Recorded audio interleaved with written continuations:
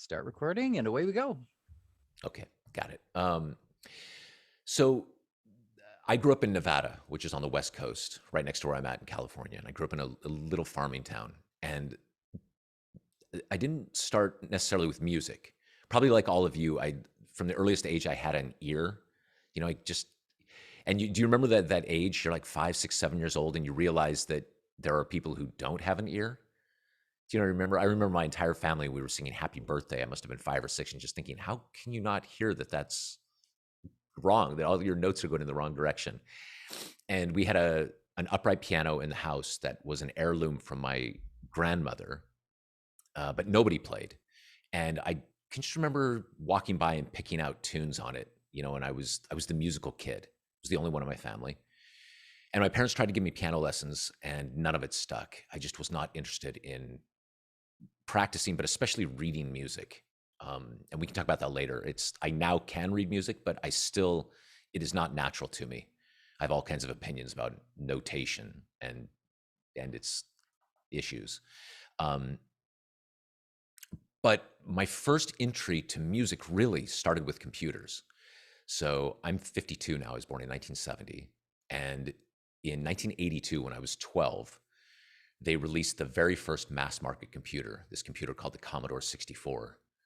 Probably none of you know this. Oh, I see a few of you nodding your heads. So you must all be computer nerds or 8-bit geeks or something. But I I had this I didn't have it. The school district bought one of these, and they put it in our middle school. And I just joined the computer club. It's like me and 4 other people. And every lunch I'd go in and I learned how to program in BASIC. And it's this really simple, elegant code that was written that basically, if you wrote all of the lines coherently and in the right order, and that it was all self-referential, that you could get to the end of any program you were writing and you hit run, and it would go through all of these commands, and just this little machine would unfold in front of you. You could make video games, you could make music, you could change colors. And I just remember being fascinated by the idea that you could build these little machines, that all you had to do was just make sure that the code itself was clear and clean. And somewhere along the way, somebody introduced to me computer music, right? So I'm making these little 8-bit music on my Commodore 64, and somebody said, you should listen to Kraftwerk or Tangerine Dream or Jean-Michel Jarre, these like late 70s, early 80s synth bands. And I can't describe how in love I was with the sound of electronics and electronica. And that led to more popular bands like Depeche Mode and Pet Shop Boys and Erasure and Alphaville and basically all of Europop. And by the time I was 14 years old, I had saved up enough money from mowing lawns to buy my first synthesizer.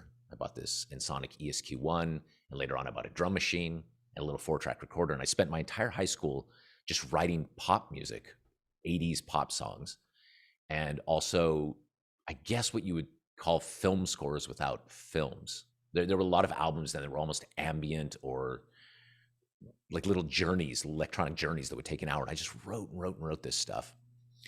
And I went to University of Nevada, Las Vegas to study, only because it was the big state school. That was it. There were 2 schools in Nevada, and I went to the big one. And I honestly, at the time, if you would have asked me what my major was going to be, I think I thought I was going to be an astrophysicist. I'm obsessed with physics and space. Turns out you also have to be a mathematician for astrophysics. And while I'm fascinated by math, I am not a mathematician. But while I was there, I auditioned for a music scholarship.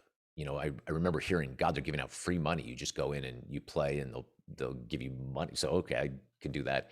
And I went in, and there was this jury made up of all the professors, and they said, "What instrument do you play?" And I said, "I play keyboards," because I was thinking synthesizers, right? And they thought I meant harpsichord and piano. And they said, "Well, why don't you play something from your repertoire?" And I didn't know what repertoire meant. I didn't even know what this word was. So I said, well, I just sort of play. And I sat down, and God knows what I played. I just improvised must have been 80s new agey, synthy kind of thing on the piano. And they didn't give me a scholarship, most definitely. But in the room at the time was this man named David Weiler. And David Weiler was like in his third year of teaching choir there. He was, I think at the time that I met him, 27, 28. And he immediately took me out of the room. He stood up, said, "Why don't you come with me?" And took me across the hall to his little choir room. And he handed me this score, and he sat at the piano. He said, I want you to sing this bottom line here. And looking back in my mind, it must have been a Bach chorale, right? So he's going to play it, and I'm going to sing. And so we start in, and I can't even get past the first bar. It's just hieroglyphics to me. And he said, "Can you sing this?" And so he played me the bass line. And that I could do. The moment I heard it, yeah, absolutely. I could, like a parrot, I could instantly replicate that. And then he played something a little thornier, and he said, "Can you sing this?" And I could match those pitches too. What's funny is I look back now and I think, well, for years, the story that I told myself is he could see this diamond in the rough. He could see that I had this ear and this gift, and that it just needed to be polished. But what I now know after having been in choirs, around choirs for 30 years, is that I had a low voice and I was alive. Those were the two criteria. It was so he invited me to come sing in the big choir. There were two choirs, right? There's like the all campus big concert choir and then the little chamber choir. So he invited me to come sing in the big concert choir, and I said no. Probably in the room, I said, "Yeah, sounds great." And then I left. It was like, no way. I had seen choir in high school, and we had a little madrigal group that did actual madrigals, and they dressed in the Henry VIII outfits, and just, nope, no, I'm not doing that. And then I saw him in the hallway a number of times. I was just hanging out around the music department a couple times over the weeks afterwards. And every time I saw him, he was so inviting. He said, "Listen, I really think this is something for you. I think you'll enjoy this." It's just if any of you are thinking of going into music education, I think really half your job as an educator is pulling people into the fold. The good news is that all they've got to do is have one single experience with it, and generally their life has changed.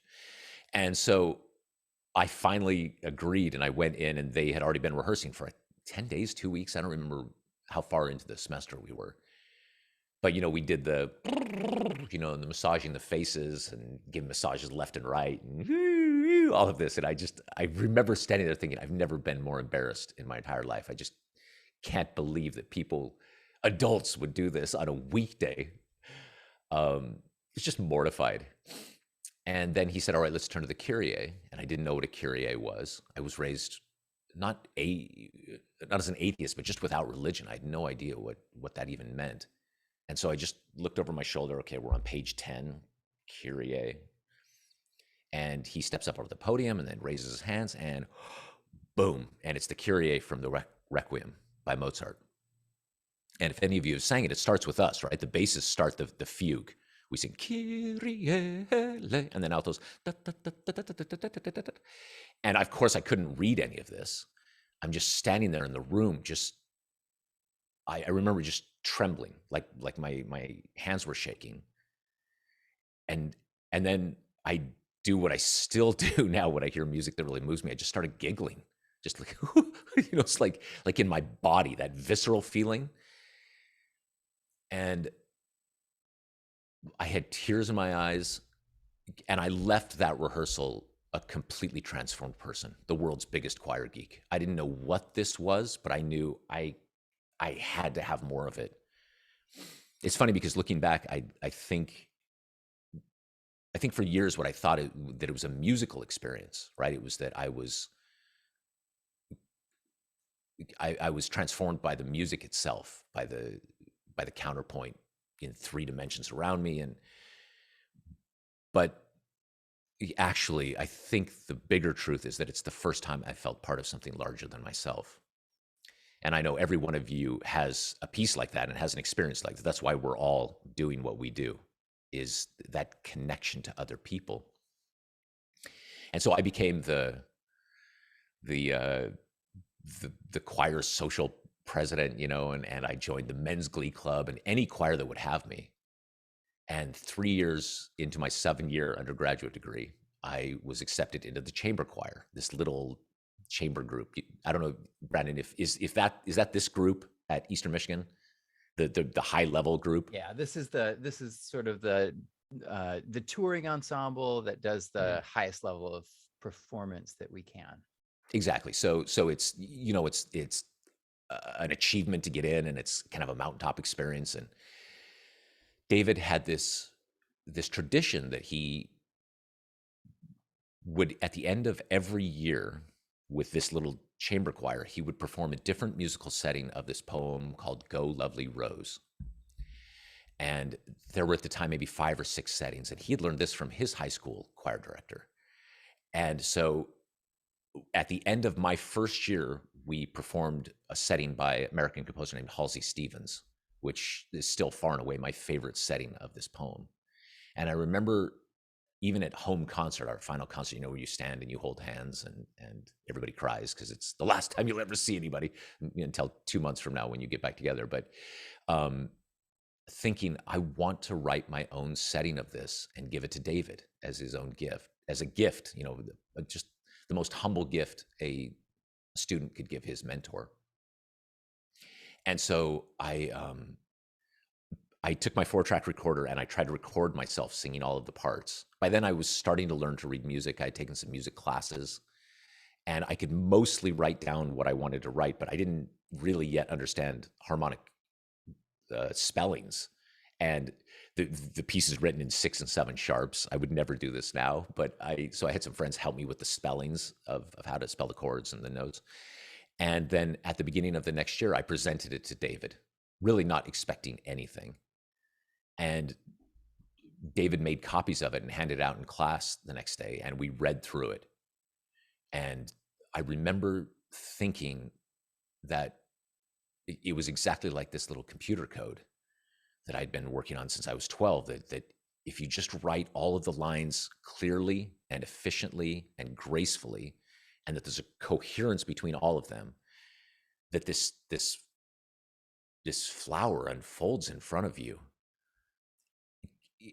Except this time, instead of transistors and electricity, it's people, it's human beings, it's my friends and colleagues that are actually making this thing come to life.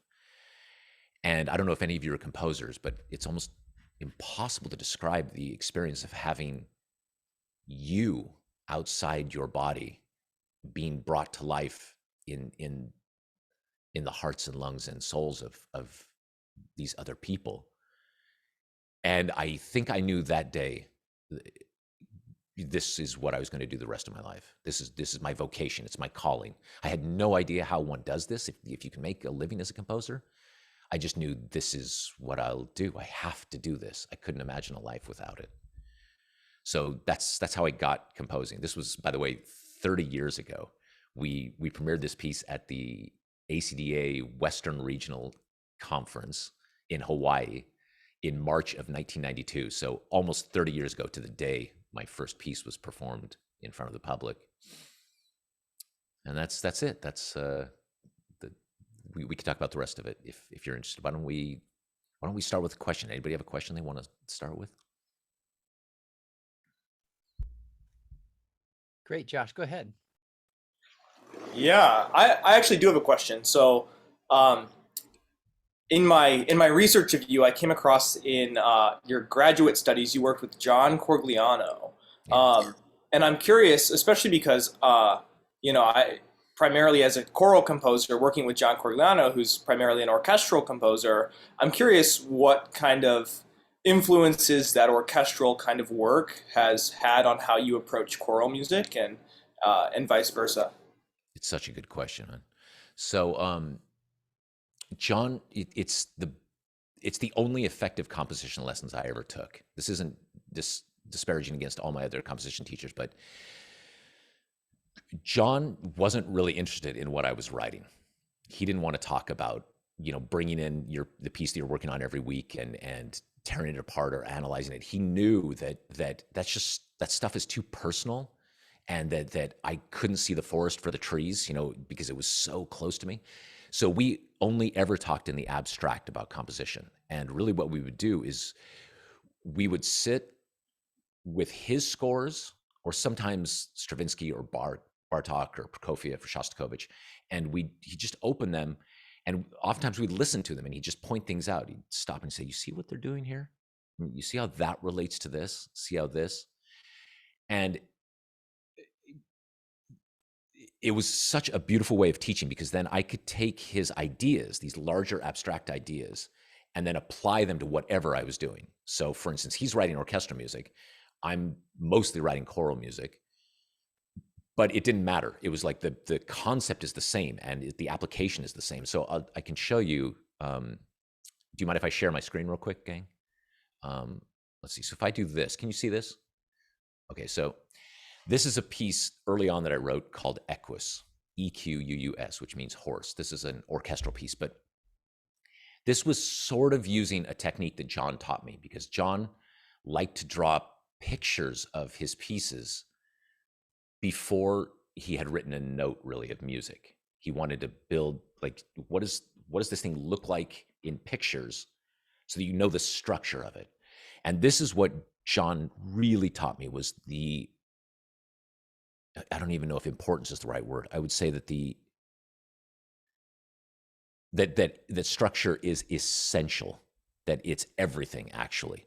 That I know with my music, oftentimes there's these kind of clustery chords, and maybe we can talk about this stuff, this kind of shiny stuff, but that's totally secondary to the way the piece unfolds and the way the piece is built. And so I started with this kind of thing, and this is almost like a style sheet, where I remember first thing I wrote was this Pokeball wheel here in the middle. I just drew this spinning wheel. I knew that equus means horse, right? That it was just going to have this running motu perpetuo kind of thing. And that I started writing these aspirational words. So strong and delicate and exciting, just things that I wanted the piece to feel like, not knowing what it was going to be. And then every time I would start to feel judgment come in, which is every third second, I joke that in my world, I've got Stravinsky on one shoulder and Bach on the other. And, you know, they're always whispering terrible things in my ears. Like, if I would have started earlier, then I could have been a real composer. They're totally unhelpful. So every time I do that, I just start playing number games. And this looks like the ravings of a madman, but really it's just the Fibonacci sequence. And I'm just doing arithmetic and just adding them up. And I suppose looking for patterns, but really what I'm trying to do, I realize now, much later, the game is to get my brain into what I call twilight. Not like the terrible movies, but twilight, like that place between consciousness and dream time, where you're just distracted and floating a little bit. And when I get to that place, this is inevitable, I start to just notice patterns or connections or things. And I remember when I was playing these number games that I looked down at the word equus, and it had 5 letters, E-Q-U-U-S. And that the first letter is E, kind of like Eastern Michigan. And that's the 5th letter of the alphabet. So 5 letters, 5th letter of the alphabet. And it's the first letter of my name. So it's got this, you know, a little bit of a special meaning to it. And I remember just knowing in that state of twilight, oh, the governing principle of this piece is 5. It's hard to describe how I know that. I just know it. It's like you reach into this window, this other world, and you pull out just one strand of DNA. You realize, oh, okay, that's it. And then I remember I wrote this 5-4 plus 4-4, and I put this little box around it. And then I had this idea that I wanted to write, because it was going to be what I was going to call dynamic minimalism, which is the idea that it would be minimalist, but it would change as soon as it started to get boring. Is that I wanted to make an homage to Terry Riley, the very first minimalist composer.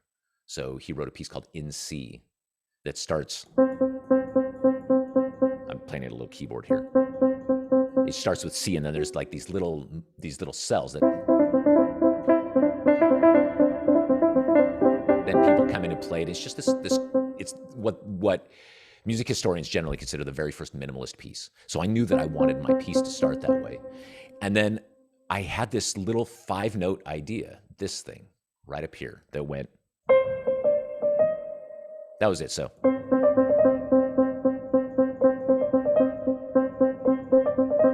So 5, right? And then I've got a bar of 5-4 up there. So I start just expanding that out. So that then became the whole, it ultimately, that becomes everything I need for the piece. And we can talk about this later. But so for instance, the beginning. Okay, so how long do we wait before we first hear this? This is going, and then finally, when this comes in, there's been 5 bars of that. So there's this 5-bar phrase. Then there's endless iterations of 5. There's 3 + 2 over 4. There's leaps of fifths up and down, key relationships that go up a fifth, that go down a fifth. The whole piece then is governed by this single idea, number 5. The irony is that this is what Bach does intuitively, right? He just did it on a Thursday for a Friday gig. But I have to kind of draw it all out like that. Now, this is over years and years, I've refined this way of working. So here's a piece that I wrote called Deep Field. And this is a big orchestra piece with chorus at the end. And this is before I'd written a note of music. I draw this thing, which I call the emotional architecture. And basically, it's the emotional journey that I want the listeners and the performers to go on. And in this case, Deep Field is all about the Hubble telescope. And so I wanted to teach the sense of scale and time. So knowing that this was going to be about 7 minutes before we get to this climax, and that the idea would be that it would be sort of a false climax, that in the context of the piece to this moment, this would feel like the biggest thing the audience had ever heard, without them realizing, oh, you have no idea where we're going. That actually, by the time we get here, then you've taught a sense of time and scale, so that this climax isn't just a big, cool chord. It's actually designed to be overwhelming in the context of the piece. And in a very abstract way, this is what John taught me over and over and over. So what I do then is I take and I start to fill it out. So I take this, and this is actually just the second half of the piece, starting here to the end. And then I start to build it. It's like, okay, I know that I wrote low and this La Mer, this bass drum, dreadful rumble. La Mer is like the Debussy. Not that I want it to sound like that, but I want it to feel the way La Mer begins. I'm writing to myself, be patient, teach scale, always just take time. And then finally, I go looking for that golden brick, which in the case of Echoes was number 5. That was the governing principle. But here, I've got this little string patch that I'm playing. I searched for a while, and finally what I found as the collection of notes that sounded the way I felt about the deep field image was this.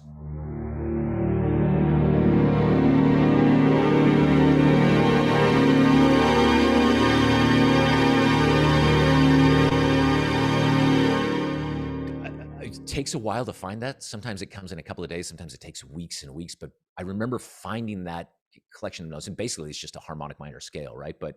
Or major with, anyway, harmonic minor with a major third, whatever it is, but it's basically just D, but that sounds to me exactly like fear and wonder and awe. The same thing that I feel when I look at that deep field image. And so then once I've got that golden brick, then everything gets pulled from that.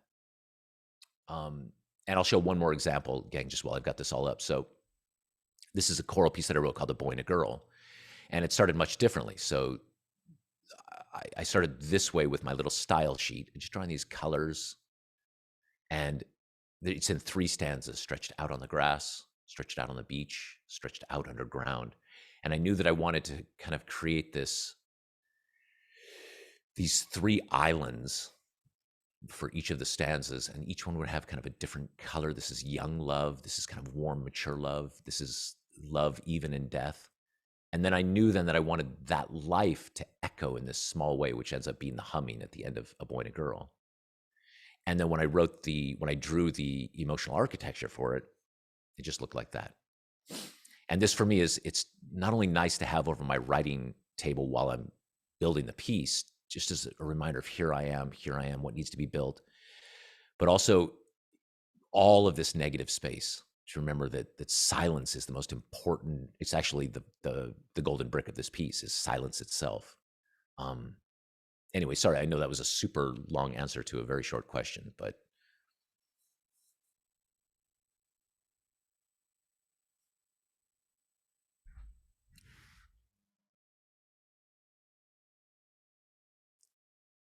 Sydney's got her hand raised. Hey, Sydney. Uh, Hi. So while you were just showing us that, are there like any like feelings or slash like specific sounds that you use when you associate like color to certain sounds or Oh, that's interesting. Literally color, you mean? Like purple or yeah, blue or green? yeah. Mhm. I don't think so. It's synesthesia, right? Like the idea that you hear color or vice versa. Can you do that, Sydney? Do you have synesthesia? I don't. I wish I did though. It must be so strange for people who have it, right? Mhm. I think it's less about color for me. I've always been a visual person, so I think I tend to work visually, but it's more emotional. I'll give you an example. So I I wrote this piece called When David Heard. Okay. So When David Heard starts, they sing, When David heard that Absalom was slain, he went up into his chamber over the gate and wept. Okay, those are the chords that they sing during those little bits. Now, built into the poem itself, this line from the Bible, although I think it's safe to call this bit poetry, um, is I the best poetry I feel tells you exactly what to do. So in this case, he says, when David heard that Absalom was slain, he went up into his chamber over the gate and wept. Built into the poem itself is this sort of this lift and this fall. And so when David heard that Absalom was slain, he went, and I remember searching a long time for this. On the piano, it doesn't sound that great. I mean, strings, it sounds a little better. But with voices, it just sounds like honey and butter at the right hand of God, right? It's just the most luscious, gooey sound. But also, more importantly, to your question about color, it sounds to me like this ancient sorrow and melancholy and nostalgia with a touch of hope. Like maybe even in that moment, oh, maybe he hasn't died, but he has, right? It's a very complex emotion. And I don't know about all of you, but I have a pretty rich emotional world.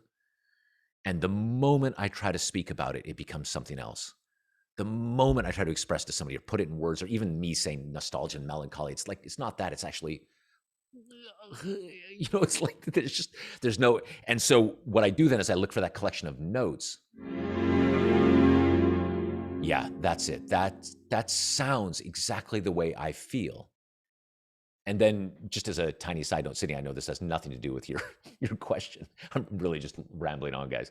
But is that then what I do is once I've found that emotion, I tend to then use it in other pieces. So I was just talking about a boy and a girl, right? So they sing giving silence for silence, and the choir sings giving silence, right? But this chord, it's exactly the same chord, even in the same key. And that's fully intentional. I've sort of discovered what that emotion is. And then, yep, I need it. I did the same thing like in Cloudburst. I discovered what I thought was the way I feel about water. That it's, and then later on in Water Night, they sing Eyes of Dream Water.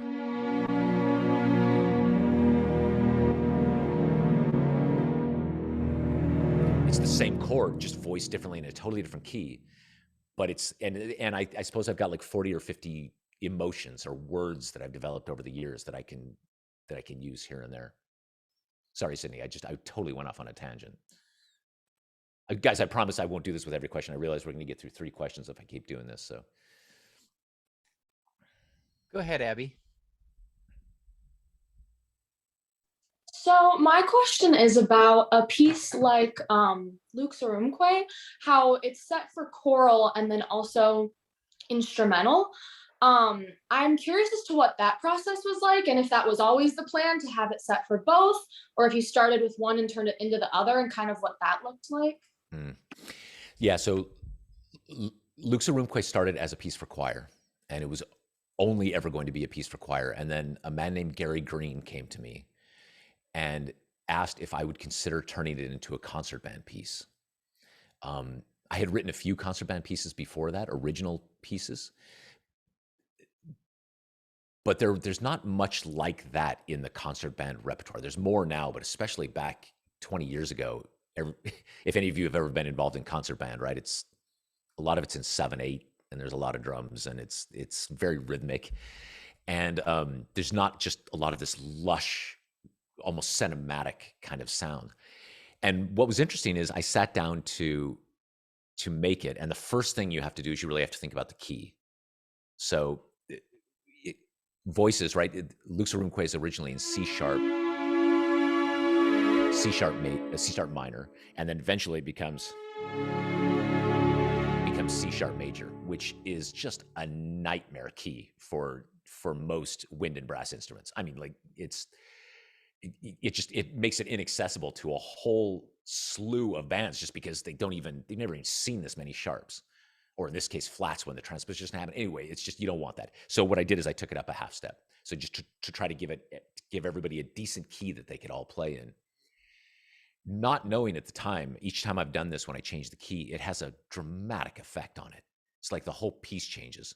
I made Water Night for strings, and I regret now I put it in B because B natural is a better key for strings, but I wish I would have kept it in B flat minor because it just changes. It's like, wow, it's a completely different sound. And then what I realized is, when you've got choir, there's this middle section of Lux Orumque, which doesn't really bloom.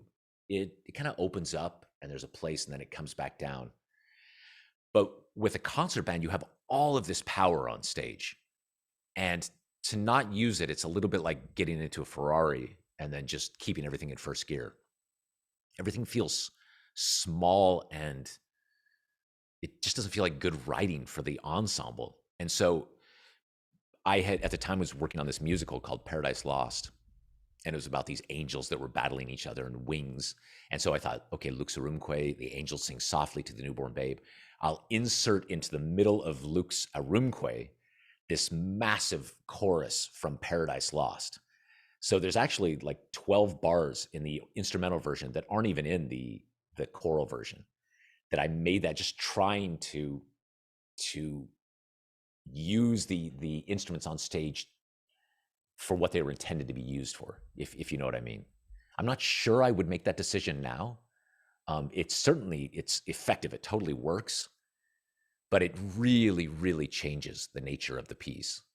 And last thing I'll say about that, Abby, is there's just a funny thing that you have with yourself as a composer, which is, like Luke's now is 20 years old. And so I could look back now and, is it my responsibility to leave it unchanged? Like it's kind of who I was at the time. And it's to go back and change anything about it is almost like going back and photoshopping your high school yearbook photos. Do you know what I mean? Like, I can't believe my hair was like that, so I'm just gonna fix that. Or do you have this real responsibility to be like, that's all I knew at the time. That's what I wrote. There it is. And I struggle with that all the time, especially when I have to arrange a new piece or arrange a piece from one that existed before. So Eric, I've got a couple of questions, and I'm gonna ask you two questions. You can choose to respond to either of them. The first is that issue of self-doubt as a musician and a composer. At what point, or have you found that sort of sense of peace that we're all trying to figure out whether we belong in this profession or not? And then the second thing is, I was in a composition master class years ago with Stephen Paulus, and he said, "Oh, I never revise anything," and it goes to what you were just talking about. He's like, "Oh, if I wanted someday, I just write a different piece." So if you look at his works, it's like 4,000 pieces for choral, and so I just would love to get your take on both of those two things. Well, first I have to the second one. I have to show you what I have here. Let me find it. It's here in my writing. So Stephen Paulus, an amazing composer. He passed away very tragically some years ago. He gave me this. This is actually from Stephen Paulus. And this is because I had this very question with him. I was like, how do you write so much music? and he handed me a pen. He said, use this instead of a pencil. The funniest thing. It's like, and he also said to me, why go with your fifth bad idea when you can go with your first bad idea? So there is a kind of composer that I really admire that is like, it's more about just the process of writing, that the more time you spend in the rearview mirror, you're just going to make yourself crazy. The challenge for me is I know from experience that it will be better the more time I spend on it. I just constantly am refining it. And so the only reason a piece ever gets finished is because of the deadline. I would never let something go if somebody wasn't insisting. This orchestra piece that I was talking about that I'm writing right now, I'd be working on it another year if I could, because I just don't think I've got it yet. And at some point I just got to give it away. But I know even after the first performances, I'll be revising and revising until I get close to what it's supposed to be. To the second question about, or the first question about self-doubt, I don't know about other people, but it's like, that's how I start my day and that's how I end my day. I can maybe count on one hand the times when I came and sat down and was like, I know what I'm doing and this is how that's supposed to go. I mean, even this morning. So I came in here, I've been working for a couple hours before we're talking. I mean, just look at my face. I'm a mess. It's like, yeah, I'm plowing ahead like I know what I'm doing and like that I'm hoping this will work. But every third second is some little voice saying, this is a disaster. This is actually a disaster. This is embarrassing. What are you doing? And just, nope, just keep writing, just keep, and then I can even look at it and say, I think this will work. This should be good enough. And then immediately, nope, this isn't, what are you, crazy? This is a terrible, it's flawed from the very first idea. And now you just built this testament to being flawed. I have the same thing, by the way, with conducting. So with conducting, I've never had any formal training at all. I just steal from people who I think know what they're doing. So I just take gestures from everywhere I see them. And I now know that I can lead a concert. I can get what I think is an interpretation of what I have in my head and my heart from a group of musicians, singers and instrumentalists. But there's not a time that I'm up there when I think I really know what I'm doing. And finally, to the end of your question, which is, do you ever find peace with it? I think that's the game then, is that at some point to just go through life as a beginner. So what I try to do every day, every moment that I feel that, is to go back to beginner's mind, that I'm approaching every moment as the first time this has happened. And so, okay, maybe I don't know, but I'm learning. I'm just learning. That's all. I'm just learning. And when I'm in that space, then everything is bright and new and shiny, and there's an excitement. So even if it's a disaster, even if I don't do it right,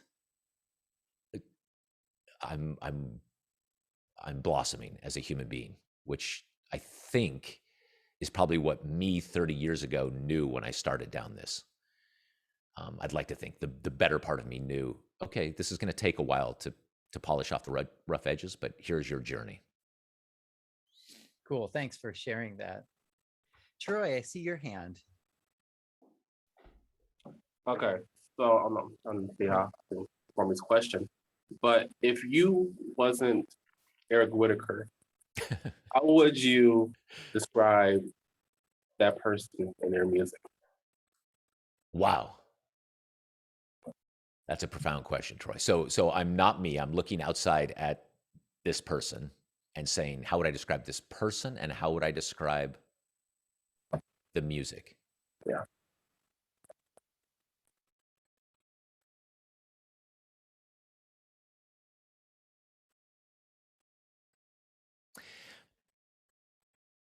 It's funny because my first instinct is to say, well, I would think that this person is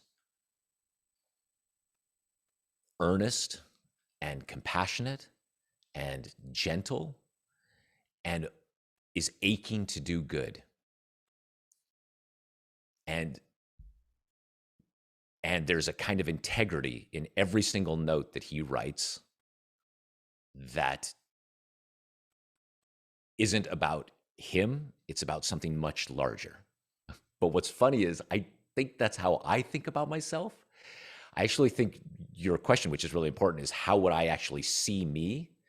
And what I worry I would see is this guy's really slick and he seems to kind of have one trick in his bag. That's what I would imagine I would say about me from the outside. And what's funny is I'm sort of aware of that. And I feel like I'm spending my whole career trying to break that down, trying to say, no, this is going to sound crazy self-absorbed. I don't mean it this way, but oftentimes I think I'm a character actor trapped in a leading man's body. Do you know what I mean? And so I feel like a lot of what I'm doing is trying to let people know, listen, there's just this very small, delicate, insecure person inside this package that seems incredibly confident. And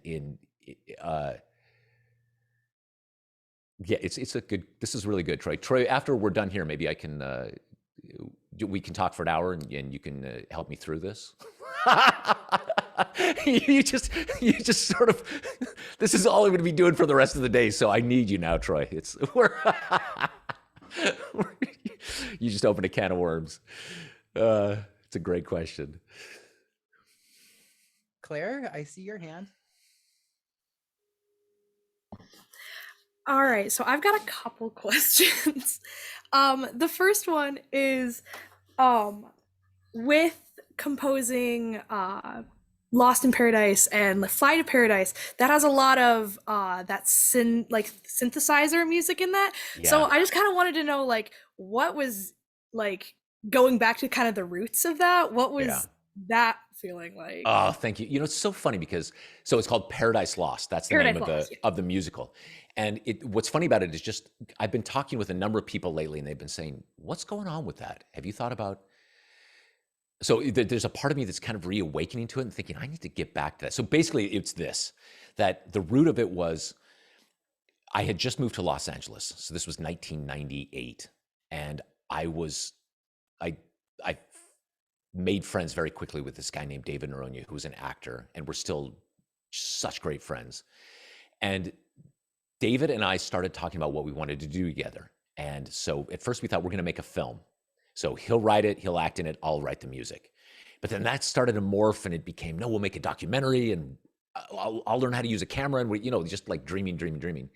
And then at some point I said, we were talking about opera, and I said, the thing I don't like about opera anymore is it's written in this old vernacular, that even new operas are written in a style that was popular 150 years ago, as opposed to musicals, which they're not popular either anymore, the style of musical theater. But there was a time in the 60s and the 70s when a musical theater hit sounded like a pop hit. They were equal to each, or even in the 50s, right?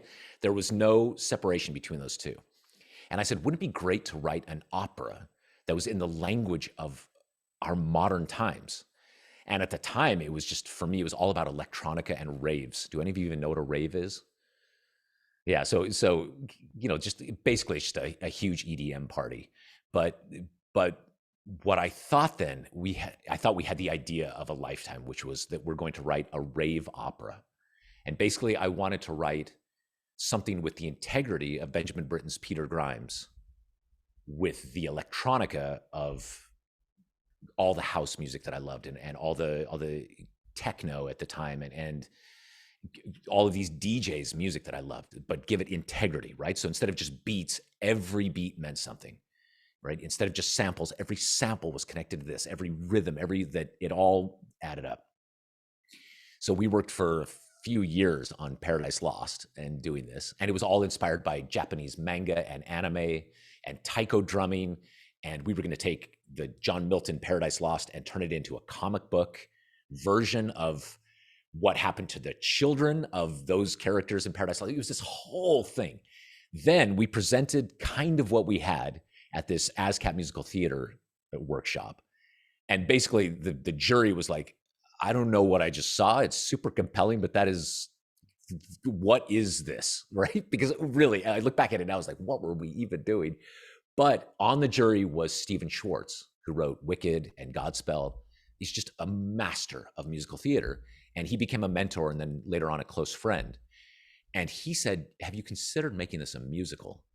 And I don't know how, somehow the way he said it was like, just turned everything in my mind. And I thought, oh my God. And so then I spent years and years taking this and turning it into a musical with songs and scenes and the way a musical plays out, but still with the idea that it was a combination of Stephen Sondheim and Puccini meets electronica, that's what the style of the piece was. And then I worked on it and I let it go and I worked on it and things came back and I put it up and took it down and tore it apart. And I thought I was in a decent place with it. We were actually in London and I was working on a relatively finished version of it. And then somebody said, you need to listen to Hamilton. And I can tell you what a shock that was to my system. Not just for this piece, but just a shock that, I don't know if any of you are Hamilton heads, but it's, I guess maybe Hamilton's a little memey now that it's so popular and so hyped that people can't see it anymore for what it is. I think it's probably the most important work in any genre written in the last 50 years. I can't believe how good it is. I cannot believe how good it is and how original it is.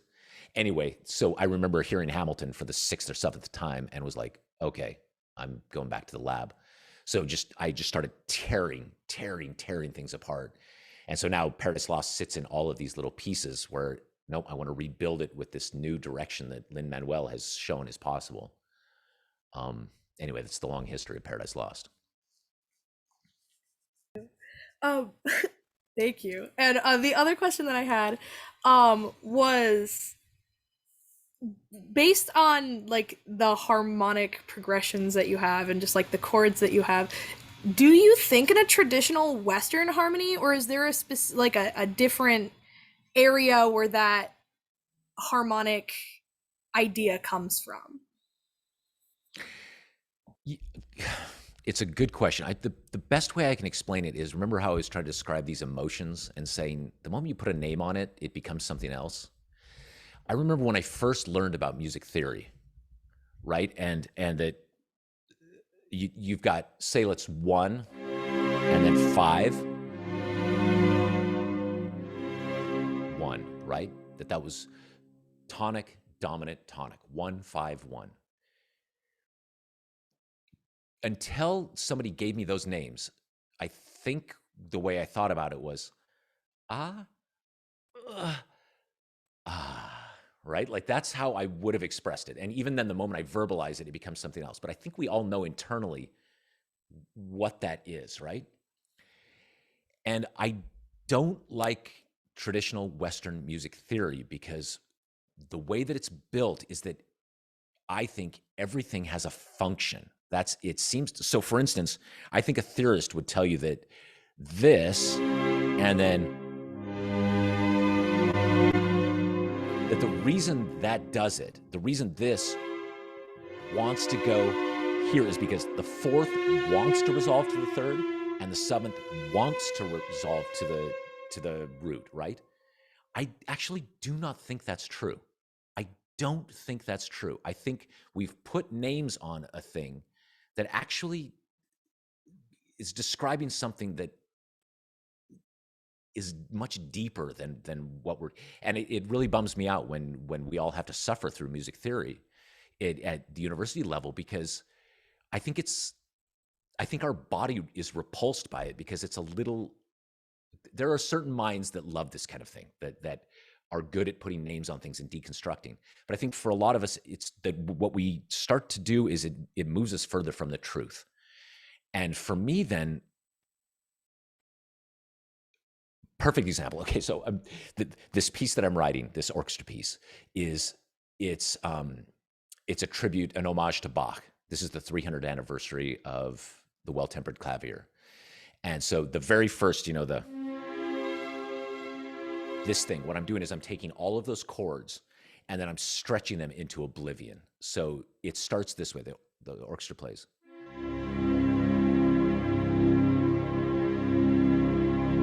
And then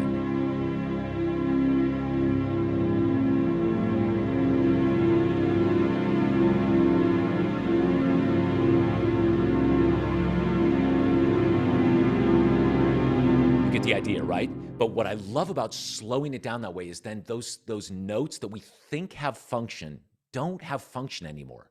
You have to just sit and let them shimmer and vibrate. And that to me is closer to reality than this idea that this leads to this, leads to this, leads to this. When I'm in my best place, reality is actually just a shimmering moment that lasts this long and eternity.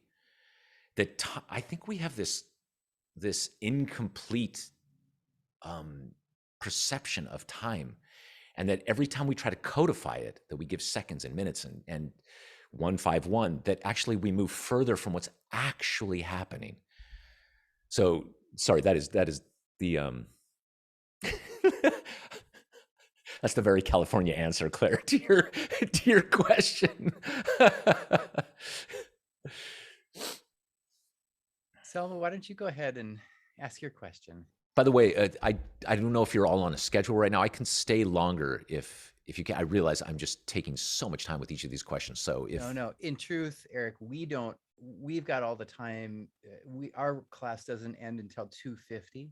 So we wouldn't want to hold you up. So when I never got any sort of real specific details about how long you prefer to spend with us. I mean, is an hour feel about right you've got a busy bit of composition ahead of you today. So maybe one or two more questions, or I don't know, what do you think? or let's just see where it goes, if you don't mind. I'm okay right. with it, as long as, like somebody throw a shoe when this gets interminable. All right. Okay.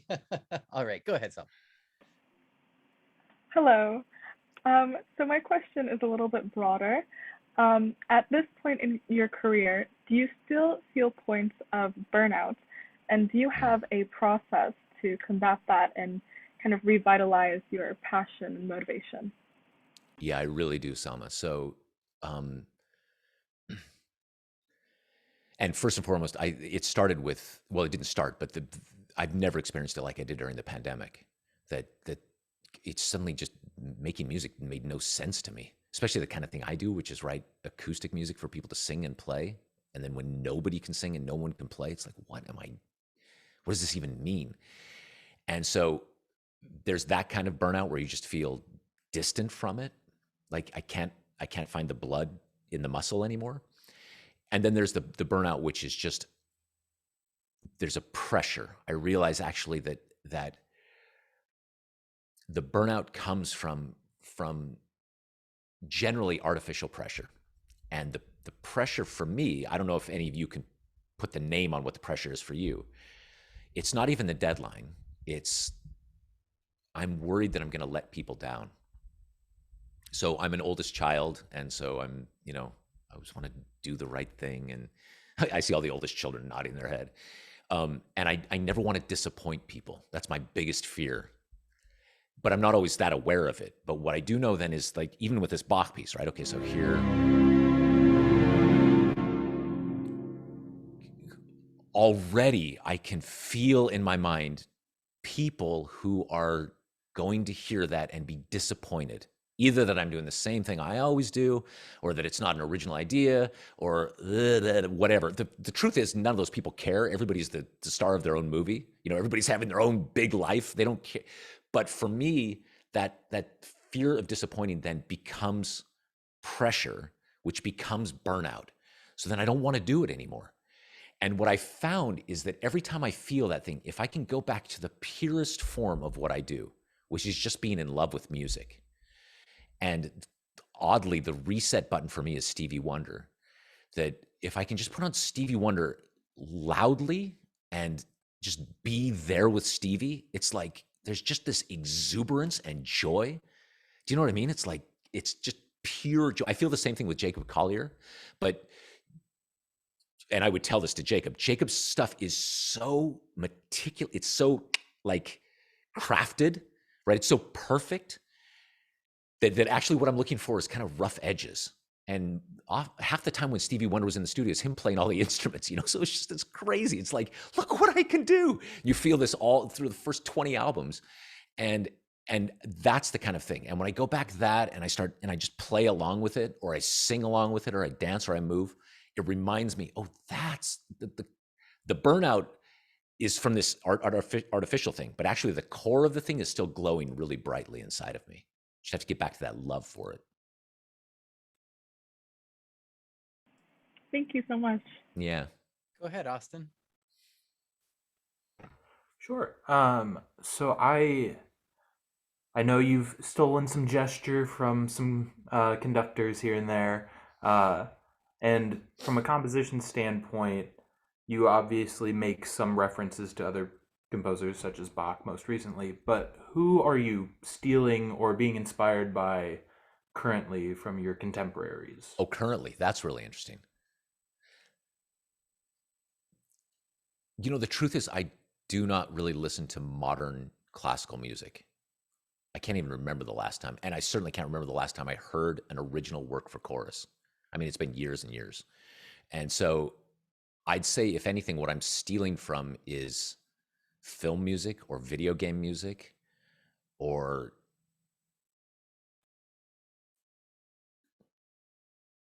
or musical theater. And it's more an abstraction. It's like when I first started, I can very clearly see it. Like in Cloudburst, there's a chord that I literally took from Ravel. Like I played it out on the piano. There it is in the score in the exact same key. I'll just take that. Thank you very much, Ravel. I think this is what all composers do at the beginning, is that they just borrow from their heroes. But now it would be more an abstract kind of thing. So, for instance, in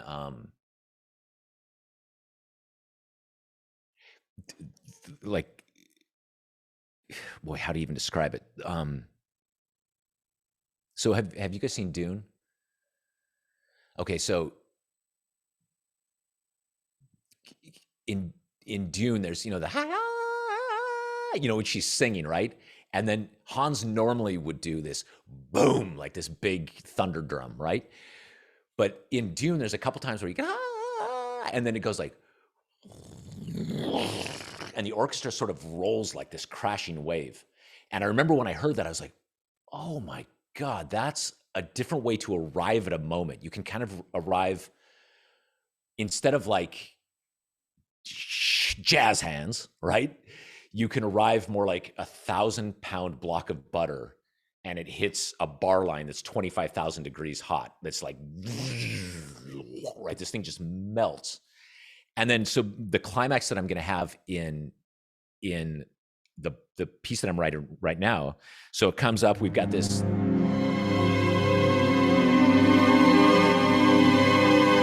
then it'll go boom. So there's like we get this chord, but instead of it going boom, here's the chord, it'll be more like, it just rolls over like this. So that's the kind of way that I'm getting inspired these days, is more like an abstract kind of gesture, if that makes sense. Okay, David, I see your hand. Yeah. So you pioneered the virtual choir a little over a decade ago, and obviously that became much more of a popular method of doing music during the pandemic. I was one of the people who had some of the skill sets related to that, so I ended up doing a lot of the editing related to those, David, for schools. I'm truly and things. Sorry. It was. I mean, it was what we could do, and I got paid for it, so sure. Well, you're further than me. I've never gotten paid, so. I was curious, as somebody who's maybe because of that, in touch with a lot of the technology side of where these art forms are headed. What do you think is on the horizon? What's upcoming in the world of music technology, especially as it relates to choir or like older forms of music? Well, the first thing that I'm super excited about is there's a bunch of companies doing it, but I'm working with a company called Jack Trip. Have you guys heard of Jack Trip? And basically the idea with jack trip is that, that especially with as close as all of you are, there would be zero latency, at least undetectable by the human ear, which, you know, like if you ever try to sing happy birthday on Zoom, it's a disaster. But I've actually conducted a rehearsal with 80 kids, all in their homes, all using jack trip, and we're making music in real time. It's unreal. It's truly unreal. But the funny thing about something like that is I find that skeuomorphic. So the idea of skeuomorphic design is like if you're playing solitaire on your computer, right? And they build it so that it looks on your screen like a felt table with wood paneling, and there's cards that flip this way. That's skeuomorphic, the idea that you're trying to replicate real world stuff in the computer. And I think the cooler thing is to then take the technology you actually have and embrace it for what it is and what it can do.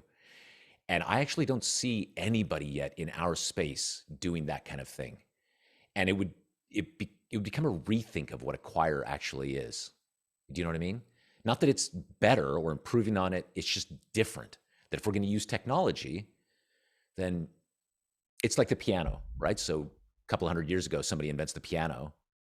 And by the way, when they invented the piano, there's all these great critiques you can read of it, that it's going to destroy music and it's the end of the world. And it was this technology that at first everybody used the way you would use a piano, right? Or the way you use a harpsichord, or the way you use an organ. But then people started to write for the piano, and it became a different thing. And I remember in the 90s when Auto-Tune was first released, the idea was that it would help you tune performances, right? That you sing a little bit out of tune, you can go in and fix it.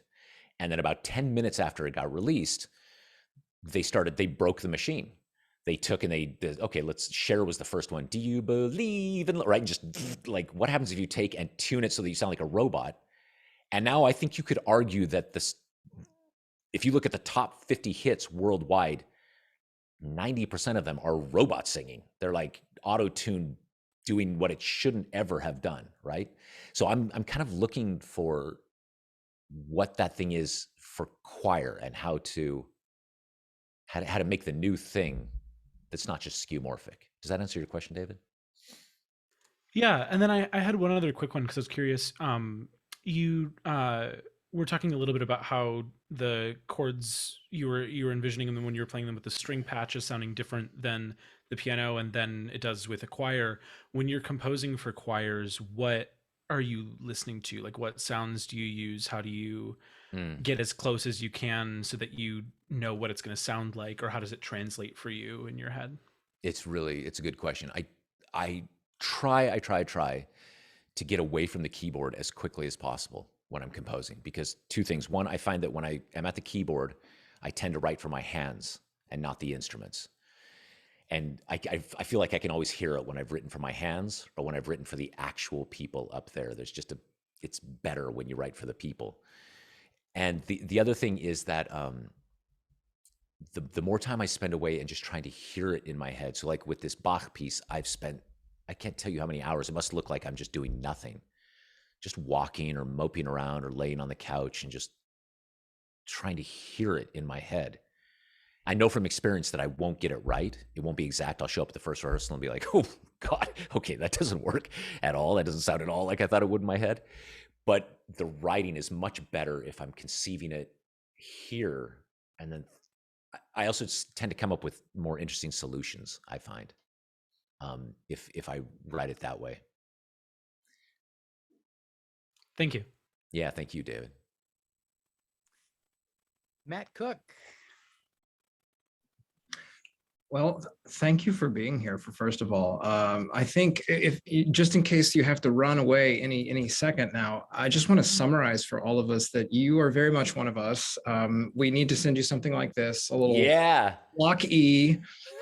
Yes, please send me one. Truly, but more than being an Eastern Michigan Eagle, which I think you are now honorarily, yes. I think we can all kind of identify in a lot of ways with the story you're telling us of your background. I'm also one of those kind of like unusual cases. I have a PhD in geography. I teach here at Eastern in another department, but I've sung in the choir for several years now because Doc Brandon I went to one of their early concerts in my first year here and went up to him afterwards. And he said, there's nothing like a college choir. And he's absolutely correct, right? Yep, I did it in my undergrad the first time around. I didn't, unlike you, I was very stubborn and said, no, I don't know how to make music a career. I'm just going to go and do this other thing, even though I was a musician and all of that. And I kind of missed it the first time around. So now I'm making up for lost time. But your music has kind of been the soundtrack of my adulthood. I was thinking about that on my drive over this morning. That first year in choir in 2005, so I'm 35. That first year we sang Sleep, and then the chamber ensemble did Leonardo, and the next year was When David Heard. And my wife and I met you in 2009 at an ACDA in Oklahoma City, and you signed our program because we had 5 Hebrew love songs at our wedding. And so I was just thinking, how much you've meant to so many of us. So sorry for the long backstory, but it'll give you a vocal break, I figure, right? A little water there. But, they say you should never meet your heroes, but I'd say this is an exception, and so I was wondering, how can I spin this into a question? And have you ever had one of those kind of moments where, you said you weren't, since you were doing like the electronic and the computer side of things, maybe as a kid, you didn't grow up like idolizing anyone in particular, but since you've kind of become this figure who's connected to the music industry, have you ever had one of those moments where you've met one of your heroes, and what was that kind of experience like for you? Well, Matt, thank you for everything you said. That is super beautiful, man. And it's good to see you again, like after 13 years. Yeah. So, talking about like meeting your heroes and then having your expectations blown away. So, when I was 22, so I had just premiered, remember talking about this very first piece I wrote, Go Lovely Rose. And we premiered it in Hawaii, and I actually sang in the choir, right? I was still an undergraduate. So I sang the bass part in my own piece, and David conducted it. And we were all getting in the bus to go back to the hotel, right? So we're all in our tuxedos and everything. This really lovely guy comes up to me, kind of a crazy beard. And he said, do you mind if I sit next to you on the bus? I'd just like to talk to you. Yeah, okay. So we sit down and he says, I just wanted to tell you that piece it really meant a lot to me, that my teacher was Halsey Stevens. And his was always my favorite setting until I heard yours today. And you heard in the words, the music that was already there, which is something I say all the time. You're just incredibly sweet, incredibly kind. And then he said, listen, what are you guys doing when you get back to the hotel? Would you like to grab some lunch? Anyway, and so I ended up having lunch for 2.5 hours with Morton Lauritsen. I'm a 22-year-old kid who wrote his first piece and my mountaintop mentor, right? I worshiped his music. Basically treated me as a colleague from the beginning. And then we just went and talked about music and life and philosophy. And it started a friendship that I've had with him now for 30 years. And I always aspire to that kind of thing, because you're right, they say don't meet your heroes because there's just so many bad stories, right? About you meet somebody and you're like, oh, really? Really? Will Smith? It's a dumb joke. Why would you do that? Right? But in this case, it was, it was life-changing. And it kind of also taught me, here's how you're supposed to do this. That is so phenomenal. Thank you. Thank you, Matt. Awesome. Thanks. So, Eric, how are we doing with your schedule? Yeah, should we go a couple more questions? I'm okay if you guys are okay. Okay. I see everybody's got their hands up. I see Troy literally has his hand up, and he's got the greatest last name ever for a musician. So, great song. Oh, let's go to Troy. He's actually physically raising his hand. Yeah, exactly. Go ahead, Troy. Thank you for the compliment, but I'm a producer, composer too, and one thing I really focus on a lot is like texture and how each sound like sounds together to create a feeling. I was wondering if like that plays an effect in like your composing too. I love the way you say that so endlessly. And I think, Troy, let me ask you, this is gonna sound like the weirdest question ever, but it has a a point. So like when you eat food, do you eat like this and finish it, and then this and finish it, and this and finish it, or do you kind of like try things together? Do you combine them? Do you know what I mean? Like Yeah. how do you eat? Yeah, I like to combine things just Right. for like, yeah, like it just gives like a different, it just gives like a whole new look on it, like in a way. I totally, I'm exactly the same way. And I think it plays directly into what you're talking about, that kind of texture, right? It's like, if you combine this with that, oh, that's interesting. That's new. It's always about, and I think there's different kinds of creativity, right? There are people who just have these shockingly original ideas. Like Debussy. I feel like you can look at the history of music and be like, where did that come from? Right? You can even look at Stravinsky and say, I hear Debussy in Stravinsky. He took it to his own place. But with Debussy, it's kind of like, that is extraordinary. There's a few original thinkers. Then I think there are thinkers like you and me, where it's like, I have this idea that has nothing to do with this idea. And what happens if we combine them and make something new, right? And I've always thought with music, then the best way into that is to just have a super broad experience with music. So you listen to all these different styles, all these different genres, all these different recordings, right? And so then you're the only person who would think to put Bach and Bjork and Billie Eilish together, right? It's like you're the only one who would think to like smash these things together that have nothing to do with each other. So yes, I'm absolutely like that. It's good to meet a kindred spirit. Thank you for the answer. Yeah, good luck, Troy. Thank you. James. Hi. So I am one of the few here. I'm a theater arts major. So hearing about your Paradise Lost endeavor is.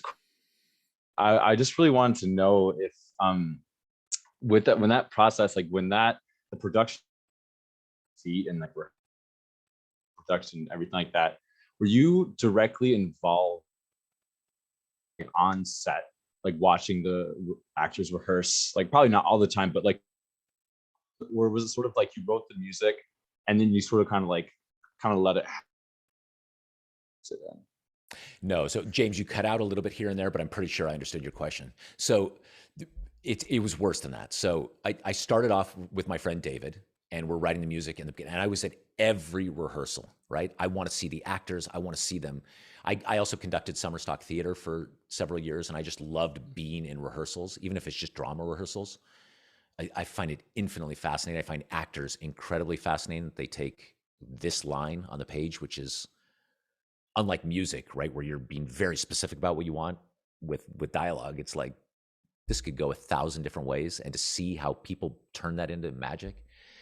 So I was there at every rehearsal. And then at some point, David left the project and I rewrote the book. So I wrote a book, and I wrote several books, and I went to school. I bought 50 or 60 musicals and plays, and I read them like a real diligent student. How do these things work? How do you write this on the page so that it means what it needs to mean, but it's porous enough that an actor can do something with it? I don't think I've got it, by the way, yet. That's a lifetime discipline. But since the beginning, I couldn't imagine not being at every single rehearsal, every single iteration of it, whether it's dance or tech or just pure drama or music, whatever it is. I just have to be. I couldn't imagine just handing it over to somebody and letting them do it. Wow, coming from an actor who's been in a lot of productions, that's an incredibly huge commitment for someone who's not actually like doing the acting or like on tech. Like that's awesome. Thank you. Thank you, man. I'll tell you what I'm trying to do then is, because I'm not a control freak, but like I with actors especially, I'm trying to learn the language of a good director so that I can help the actor find what I was trying to put in the words, if you know what I mean. Like absolutely, yeah. And that also seems to me like not only a lifetime discipline, but a gift. There are some people that can just speak to actors with one word or even a gesture, and it's like this thing unfolds. where I'm at now is I'm just 95%. I think 95% of the game is casting it right. If you get the right cast up there and you've got a good script, the thing is going to work. If you don't have the right cast, that's going to be a long haul. That's not even, they might be great actors, but just if you've got the wrong cast, it's, so I think casting is probably as much an art form as anything else. Yeah, interesting. Thank you. Phil. Hi, can you hear me? Hey, Phil. Perfectly. Oh, I'm Phil. I just would like to say that it is an honor to talk to you because I played your music in high school. It was a lot of fun. It was a big inspiration to me personally. I was on the oboe one part, represent. I specifically very much enjoyed your use of what I now know as tone clusters or cluster chords, right? Something that I have not really seen in music outside of say like Debussy, like 100 years ago, like that kind of music. So I'm just curious where you get the inspiration to use this in contemporary music, because because I believe your introduction to classical music was in high school, yes? College even, yeah. College, yes. So besides you were my introduction to this kind of like cluster chords, right, in this style. Like this is just an example, right? Because there's so many things you do with techniques and you describe them as shimmery. And you've been very vocal about how you perform that using, different vowel sounds to achieve certain overtones and different like the way you voice your bottom parts. That's right. I'm just curious where you got that inspiration from, because like as a college student, I have not seen music quite like yours that utilize these techniques to the extent that you have. So I'm just wondering where, what you saw before this. Thank you, Phil. Well, it started for me with when I was singing in choir. I can't remember the first time I would have experienced this, but the idea that if I'm singing a B and then the tenors are singing right next to us a C, I'm a bass, right? So, and it's different than it sounds on the keyboard. You're all singers, so if you're in tune and you're standing next to somebody, it's like, right? There's like, I'm not religious, but if I were, I would say God lives in that vibration. I don't know what is happening there. And that every one of those things, if you're here or if you, it's a whole other universe, right? And I find it mystical and beautiful. And what I used to do early on, even before I started composing classical music, was I would take my friends in college and we'd go into stairwells and I'd say, you sing that note. Now you sing that note. Now you sing that note. And then we just create these like shimmery things. And then I would just start giggling, because it was like, like I couldn't, I thought I would die. It was so beautiful. I still feel that way when I hear those collection of notes.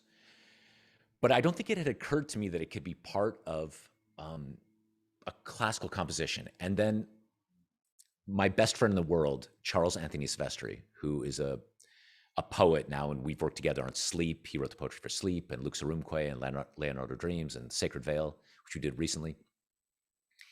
He was older than me. He was 25, and he's just so educated and smart, and he knew everything. And he introduced me. I grew up so green in this tiny little farming town.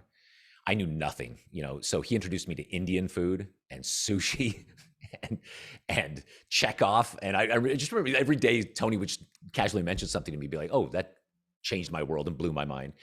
And one day he gave me a CD of music by Arvo Pärt, and it's called the Passio, the St. John Passion.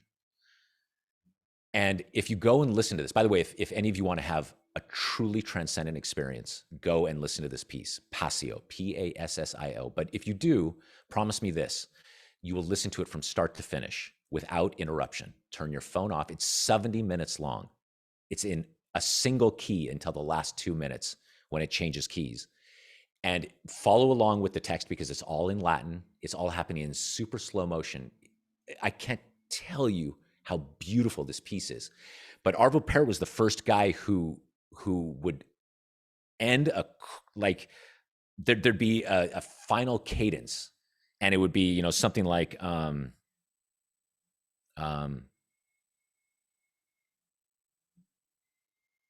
you'd get something like,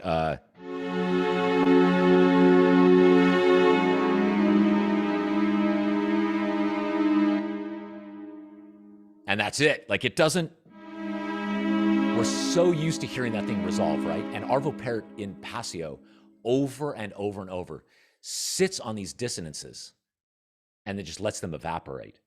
And I'd never really heard anybody else do that. And it's funny, if you go and listen to Passio now, you'll be like, oh, so that's where Eric got that thing. And for me, the way it translated into my mind was it sounded like the chord was moving at the speed of light and standing still and humming at the same time. It was like, it's quantum in a way. It's like, just this thing that is alive. And so immediately I started putting it into my own compositions and then trying different combinations of that. And that was everything from, including the suspension and the resolution in the same chord, and just see what does that do? What is that? It wants to move. It wants to stand still. It wants to move. And then how far can you push that? And yes, somewhere along the way, I became the cluster guy. It's so sweet that you said to me like that your introduction to clusters was me, because never once did I think this is my brand or this is what I do even. I just always thought, I love the way that makes me feel. And I want to communicate that to other people. Thank you so much. Sure. Trevor, go ahead. Hi, I'm Trevor. Hey, Trevor. Hey. So we've talked a lot about how sort of the idea of text painting taking and developing the music from the text, but I'm actually curious about number one, how you choose a text set, and number two, maybe some of your favorite places you choose text from. It's a really, really good question. The best way I can describe it is, this sounds stupid, but it's a little bit like dating. So I read, and I have my whole life, I just read a lot of poetry. I love poetry, and like when you're dating, I've got a friend right now he's in Tinder hell, and he has been for years, and he's like, it's such a thing because you go through all of this effort and then you sit down and 8 milliseconds into the date, this isn't going to work. Like, okay, but now we got to do a 45-minute coffee. So somehow you just know it's not going to. And the best way I can say it is that with a poem that I know I might set eventually, I just know that the moment I read it, it hits me in the gut. It's beautiful and true. I don't know how else to say that. Like, it's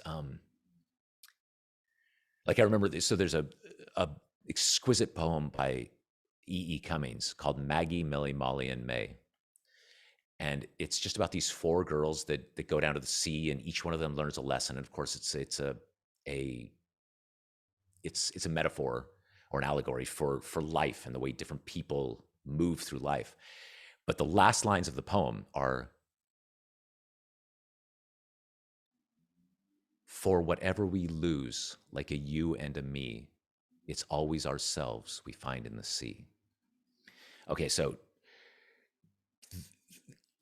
that is, it's this small, it's this simple, right? It's so simple. It's like a child wrote it, and it's so true, right? You're sort of stunned at how somebody can distill the entirety of human experience into just this wisp of a line. When I'm looking for poetry, when I see something like that, then I know that's true. And then I memorize it, and then I wait to see, do I have anything to say? Not even do I have anything to say.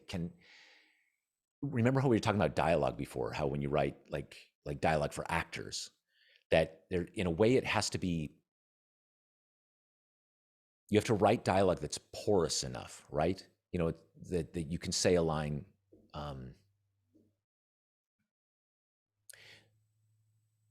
that can be done many different ways, but is designed to make an actor do the thing. And then there's certain poems that I read that seem designed to make music happen. It's like the blueprint for the music is there. And then you read the poetry and then, oh my gosh, there. Now, the thing is, Trevor, so it's not just poetry that I look for. I'm endlessly looking for it. So I have a whole idea for pieces that are taking dialogue from movies that I love and setting that dialogue to music. Or sometimes I'll read something in a newspaper. Or just last night, we happened to meet some people at the park. We have a little kid, and so we met another parents, and he's a quantum physicist at Caltech, which is really close to where I live. So we went to Caltech to visit the quantum physics lab. And while I was there, I was reading, like just experiments that they're doing. They're listed on the wall and they're written. And I'm thinking, this is text that could be brought to life in music. It's got the same gut punch to me. It's just written in a totally wild language. So I think the answer, maybe I'm hoping that I can give to you, is that it can kind of come from anywhere, but it's just got to really knock you. It's got to be like, also the thing is, if you're anything like me, it's going to take months and months and months to write a little piece. So you got to fall deeply in love with that poem because you're going to be spending a lot of time with it. Do you know what I mean? Yeah, that's very helpful. Thank you. Yeah, good luck. Nick, go ahead. Hey, Eric. I had a question about your arrangement Hurt. So I really, when I first found out about this piece in 2019, this was actually kind of that piece that was like really definitive and like making me fall more in love with choral music than I already did. But I haven't really seen a lot of coverage about it. So I was really wondering, what was the creative process around that, and what was the inspiration? Because I know that I mean, arguably all of your songs have intent behind them, why they were made, whether it be a deeper meaning or if you just had a really good connection with the text or whatever the case may be. Thank you so much, Nick. I love that you brought that up. That piece means so much to me. It's mostly because I came to classical music really late. I never saw classical music as being on a pedestal. Like I feel, especially I did my master's degree at Juilliard, and I remember there you couldn't even say the word jazz, let alone pop, in a classroom. It was just, we're doing real music, and all that other stuff is, I don't know what they would think it was, but I never saw classical music that way. So I look at a score by, say, Prokofiev or Shostakovich or Stravinsky. I don't know why I'm choosing all the Russians, but these mountaintop scores, and I can't believe what I'm looking at. But I feel the same way when I listen to Stevie Wonder, or when I look at lyrics by Paul Simon or Prince. You know what I mean? Like there is music that I feel is as good as as classical music. It's just, it happens to be in a totally different genre and style. So I remember coming up through the 80s and in love with pop music and hearing music like that, like Hurt, which I still think is one of the great songs ever written. I just can't believe that somebody could be so brave as to be truly vulnerable and ugly. There's there's a performative brave that people sometimes do, which is like, I'm going to share with you my deepest secrets. And really it's just a way of garnering sympathy. And Trent Reznor this is 9 Inch Nails, by the way, for those of you who don't know Hurt. That song especially is like, no, I'm actually not a good person inside. And it's actually quite ugly in here. And I'm going to hurt you. You've got to know this. This is what's going to happen. I never heard anybody say that out loud. It's so beautiful and raw and human. And I thought it was this pedestal-like artwork. It's mountaintop artwork. And so I, for years, had wanted to do my thing with it, find my way into it and choralize it. And if any of you know, there's a Johnny Cash cover of it, which is super, super famous. He did it right towards the end of his life, and it's beautiful. And even Trent Reznor said, Hurt's not my song anymore. Now it's Johnny's song. But one of the things that he did, that Johnny Cash did, it's very simple, but he took out the tritone. So in the original, here, I'll put on a piano. I'll play it in the key that I arranged it in. In the original, it starts, you hear. right? And then there's this tritone, and it's Johnny Cash took that out. It's more like a folk ballad, right? But that thing, and the thing is, Trent Reznor was struggling with drug addiction and this self-loathing, and he was, if here's the bottom, he was 50 feet under that, right? And that tritone to me was essential. It was like, it's built into the music that this is like a needle that's broken off in the arm, and it's never going to go away. And so then when I made my arrangement, then I started, we're in a different key with the strings, but right, like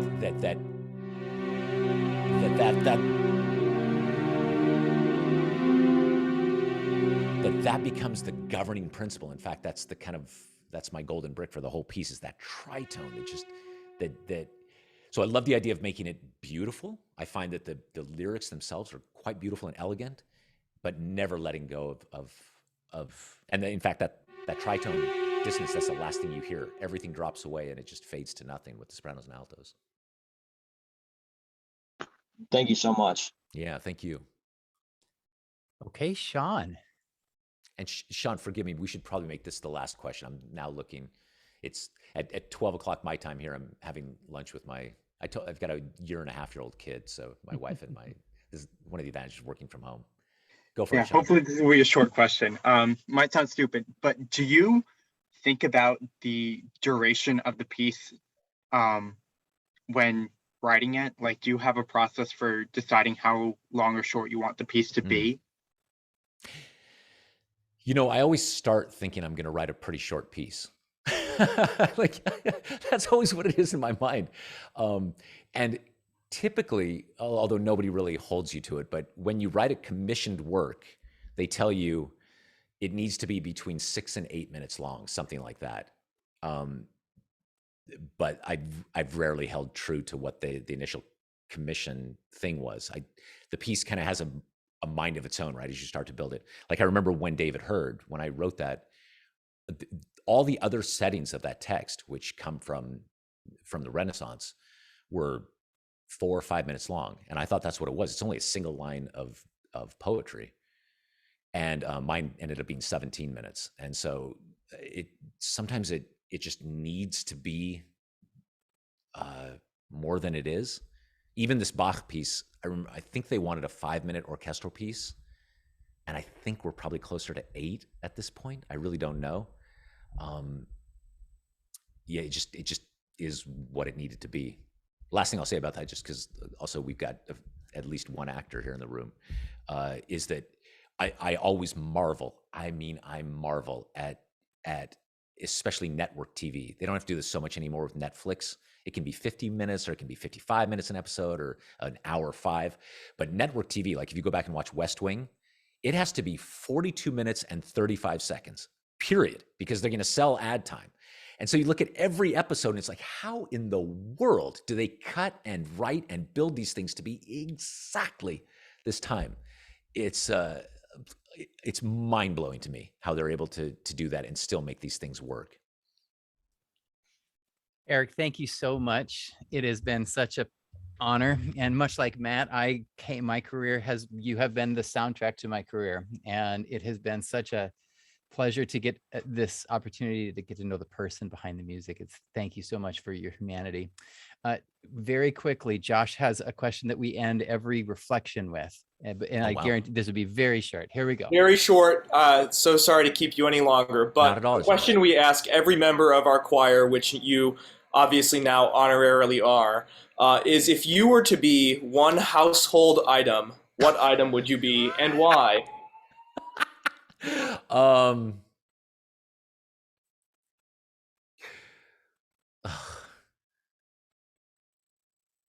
Okay, if what I think of myself as, this goes back to this further question that I'm going to have to be in therapy with, is what I'd like to be. We have like a Cuisinart, right? It's like it's a super food processor. My wife is Belgium, so it's a European one that also cooks and weighs food.